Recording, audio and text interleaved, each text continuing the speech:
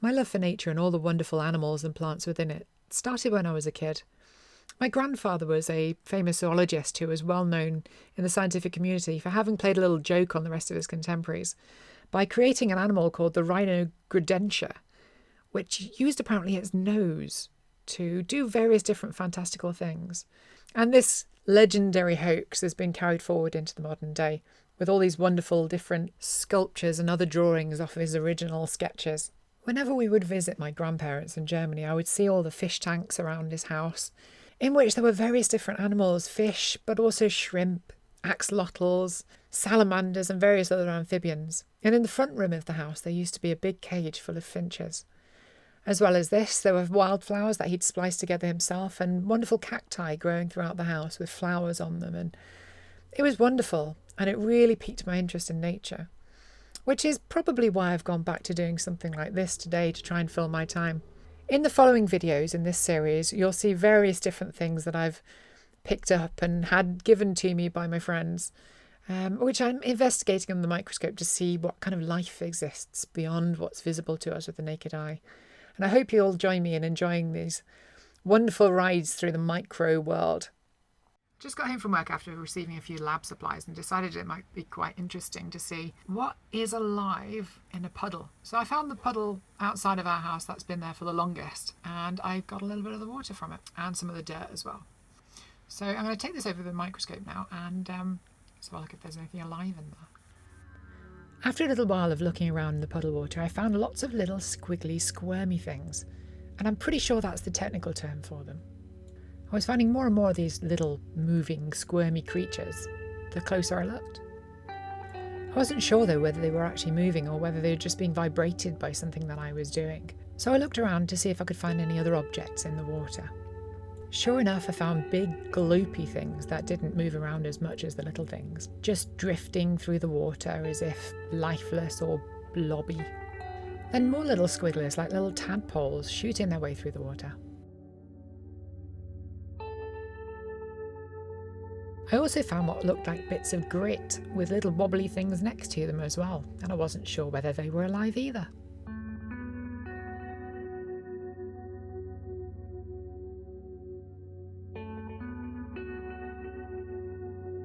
And then I found big mountains of grit in the microscopic world.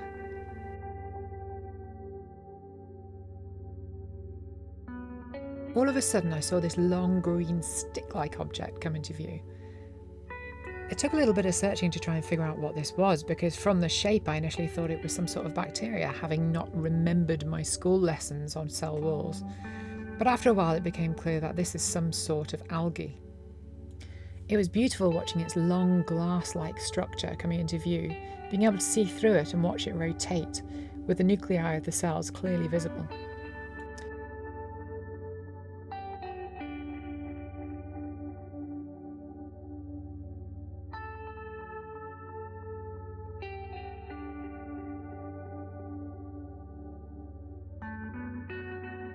At one point, as I was watching, a small bacteria flew past it, as if doing a flyby on a carrier. A little later on, I found a very small piece of plant material and watched as it decayed in the light of the bulb. The heat of the incandescent bulbs was causing the chlorophyll-filled cells to decay right in front of my eyes, and it was amazing to watch.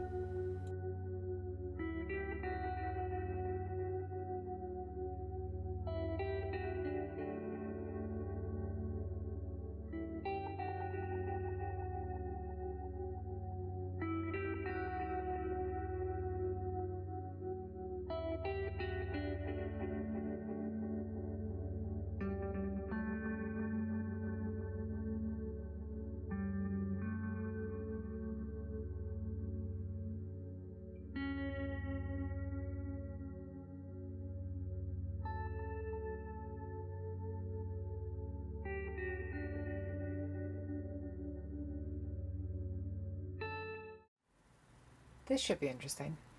I found this vase on the windowsill, and I think it's been there for quite some time, and as we can see in the bottom there, it's got quite a few little spores of some sort of mould, so I wonder what that's going to look like under the microscope. That should be interesting, shouldn't it?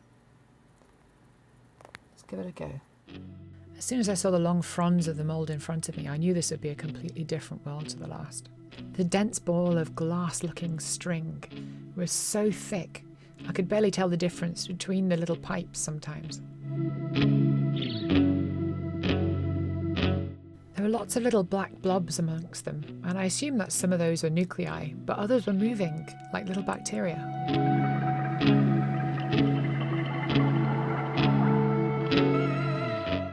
It was like a big bundle of bendy straws, where something had been sucked up and left inside.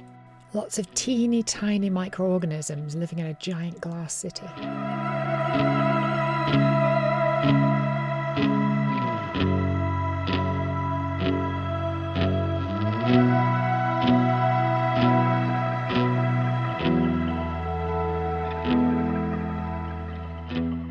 Another little squiggler came into view, almost as if he was a balloon floating off into the sky.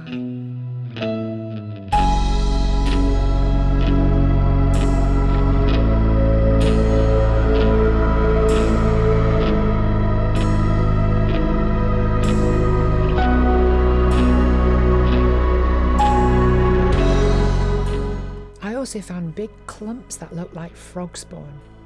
I don't know what these are yet, but I'm assuming they're some sort of spore.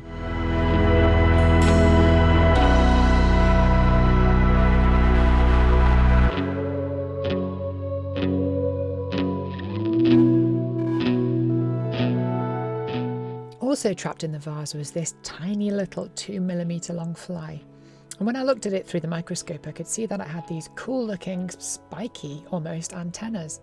I wanted to take a closer look at these little antlers and see if there's anything living inside of them. I really wasn't prepared for the amount of life that I would find. As I focused on the antler, hundreds of little organisms came into view. It was like a swarm of tiny bees.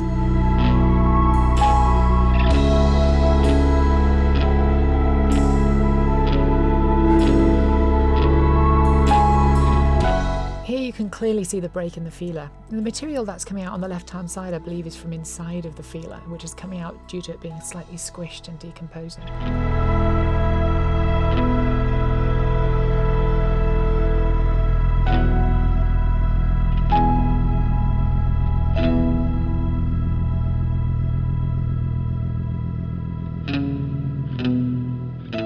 This tiny feeler is just thinner than the width of a human hand.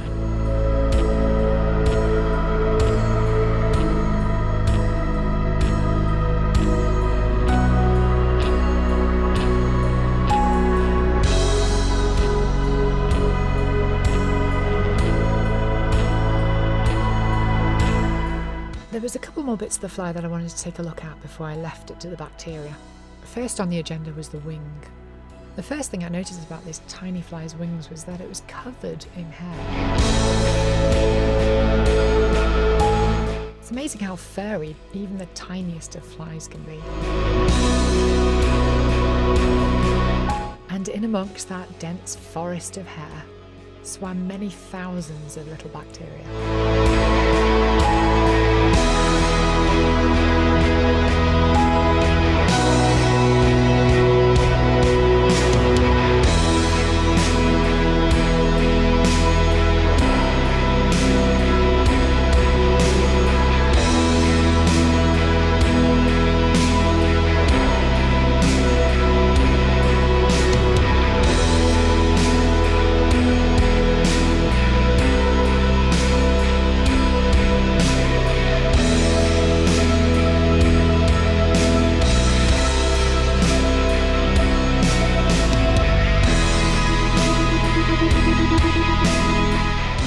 Last on my to-view list for this little expedition was the tiny microscopic claws on the end of the bug's feet.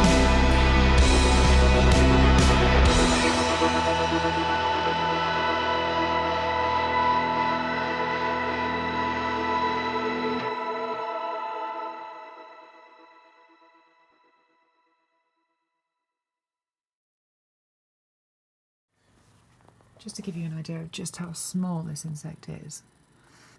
Just put the light on low.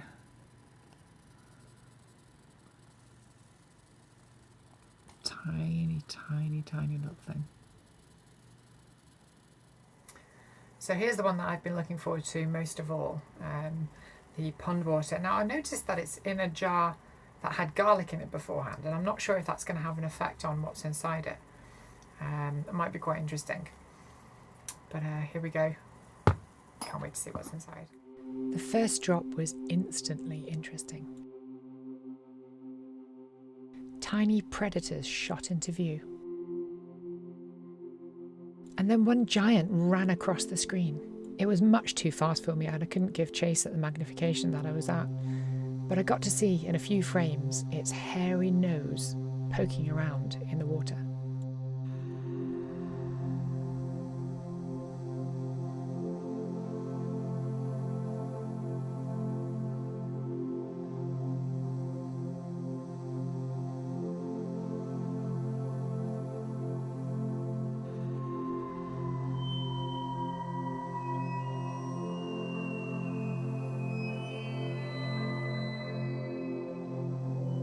I found a few other little bacteria, but I wanted to see another one of the big ones again.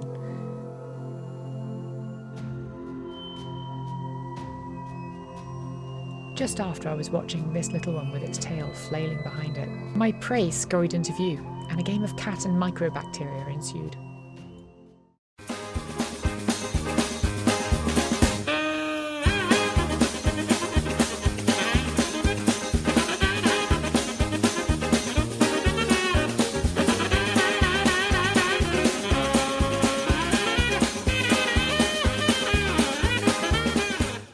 It took all my concentration to chase this little beast around, considering that most of the view was inverted for me. When I wanted to go left, I wasn't going left, I was going right. So I had to concentrate so hard to keep up.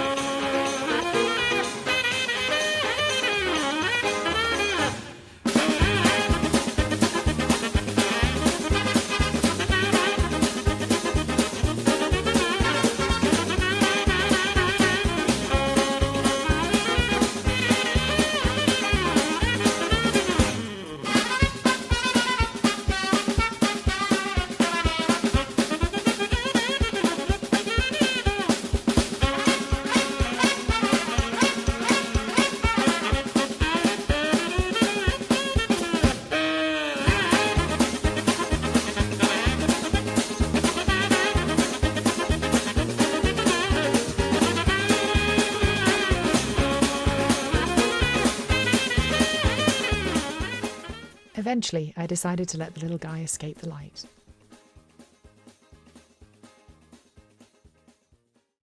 Now that was absolutely fascinating, but I have a sneaking suspicion I can do better if I just get some of this material at the bottom. I don't know if you can see it, but right down there, there's actually some solid material. And I'm going to try and get a drop that includes that pond water material, and I think that might be an insect leg, so I'll try and get that out of there as well. We'll see what's living around that. The last drop of the day was by far the most fascinating.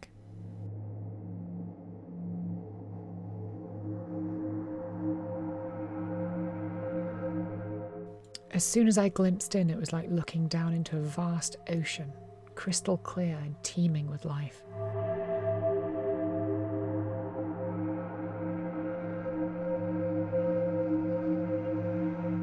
Even at the lowest magnifications, I could see huge bacteria swimming around.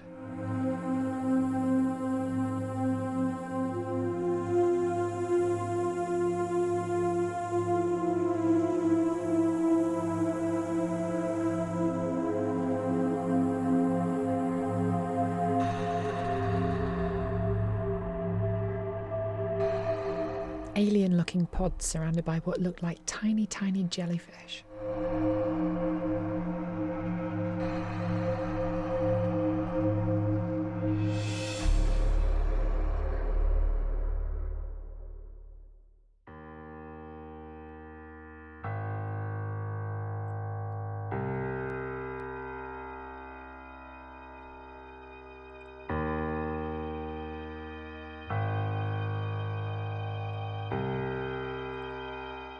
The closer I looked, the more weirdness I saw. A tiny alien world in one single drop of water.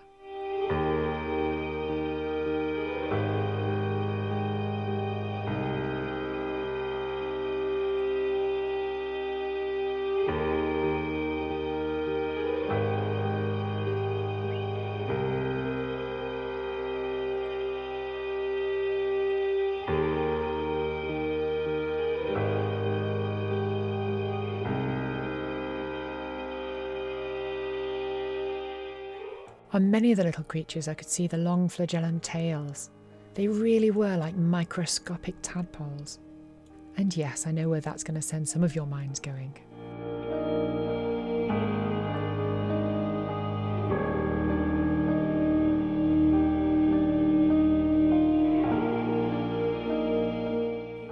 Layer upon layer upon layer of them.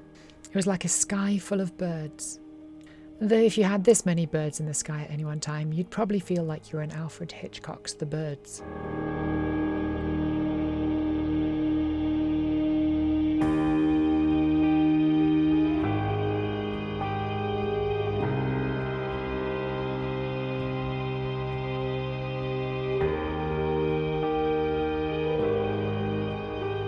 The plant matter was interesting as well. The weird walled cells looking like alien eggs once again, or perhaps miniature seaweed pods. Some bits looked almost like cross-sections of a brain.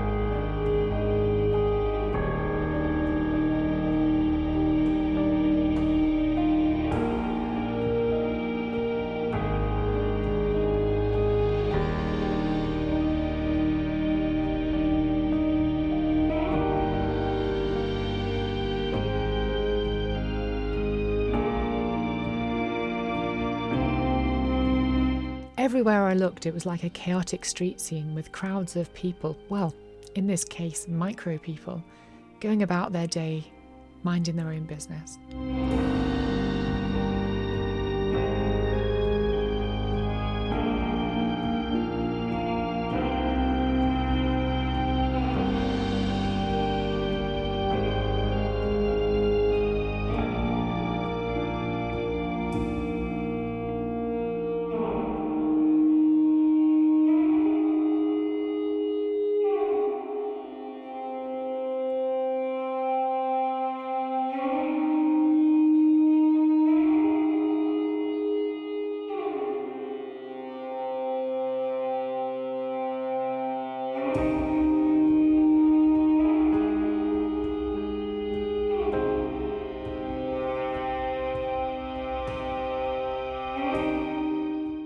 Another little tube filled with microorganisms came into view. It reminded me for some reason of the London Underground.